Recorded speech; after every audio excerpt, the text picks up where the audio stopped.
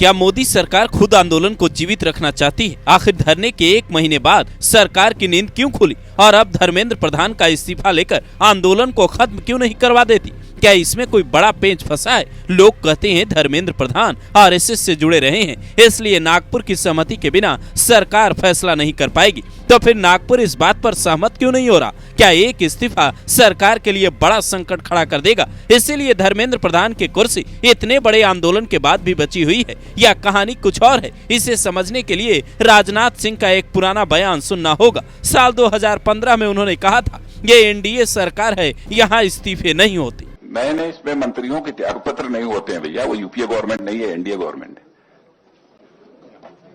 Rajnath Singh ji sir, और एक minute हम ऐड कर दें कि हमारे जो मंत्री जो उनके मंत्री करते थे वो करते भी नहीं है, ये भी जान लीजिए। वाकई यही बात मोदी सरकार के 12 सालों में साबित होती नजर आई। आपको याद होगा, इन 12 सालों में 4 ऐसे मौके आए जब मोदी के मंत्रियों के इस्तीफे की मांग ने जोर पकड़ा, पर हर बार मोदी ने मंत्रियों को बचा लिया।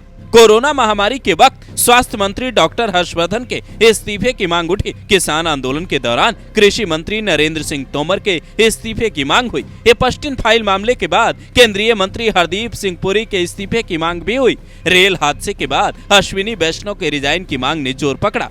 अब धर्मेंद्र प्रधान के इस्तीफे की मांग हो रही है। आंदोलन हो रहा है पर इस्तीफा नहीं हो रहा। जानकार कहते हैं यूपीए सरकार के दौरान भी कुछ ऐसी ही तस्वीरें सामने आई थी। तब आंदोलनों ने जोर पकड़ना शुरू किया था, मंत्रियों के इस्तीफे मांगे गए थे और एक मंत्री का इस्तीफा होते ही मनमोहन सरकार के कई मंत्रियों पर दबाव बढ़ने लगा था। हालांकि तब मुद्दा अलग था, तस्वीरें अलग थी और अब मुद्दा अलग है। पर मोदी ये बात अच्छी तरह जानते हैं कि अगर स्टूडेंट्स की आड़ में खड़े लोगों के दबाव में आकर एक भी मंत्री का इस्तीफा लिया तो उनका मनोबल बढ़ेगा और कई मंत्रियों के इस्तीफों की मांग उठने लगेगी। और ये बात हमारी जो सरकार चलाने की शैली है उसके खिलाफ चली जाएगी। लेकिन ये इकलौती वजह नहीं हो सकती। अगर ऐसा होगा तब तो सरकार कुछ भी करेगी और कोई कुछ नहीं कर पाएगा। इसलिए यहाँ मैंडेट थ्योरी की बात भी होने लगी है।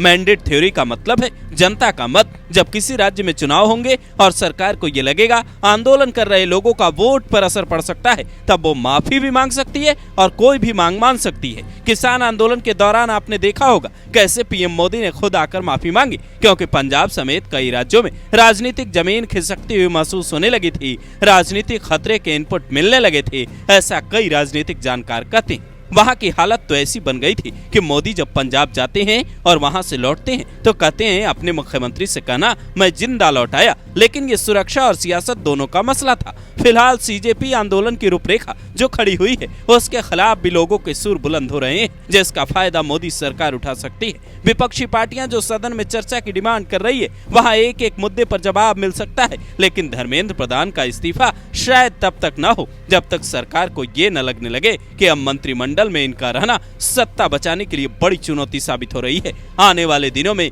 कई राज्यों में चुनाव भी होने वाले हैं। आपको याद होगा इस देश में आंदोलन होते रहे हैं। नोटबंदी से लेकर मणिपुर तक की तस्वीरें जनता ने देखी है, लेकिन चुनाव फिर भी बीजेपी ही जीतती आई है। तो जंतर मंतर पर खड़े कॉकरोच क्या चुनावी दौर में पेपर लीक के मुद्दे पर वोट कर पाएंगे या ध्रुवीकरण और विकास योजनाओं को देखकर ईवीएम का बटन दबा देंगे? इसका जवाब ही आगे की दिशा तय करेगा।